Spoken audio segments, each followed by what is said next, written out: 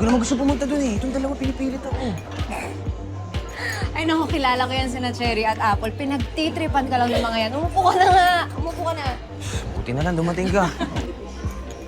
Oh, Yoryong, nag-enjoy ka ba sa sayaw natin, ha? Huwag yun ang pagdiskitahan si Goryo. Tignan, pawis na pawis na. Hindi na makagalaw, kawawa na.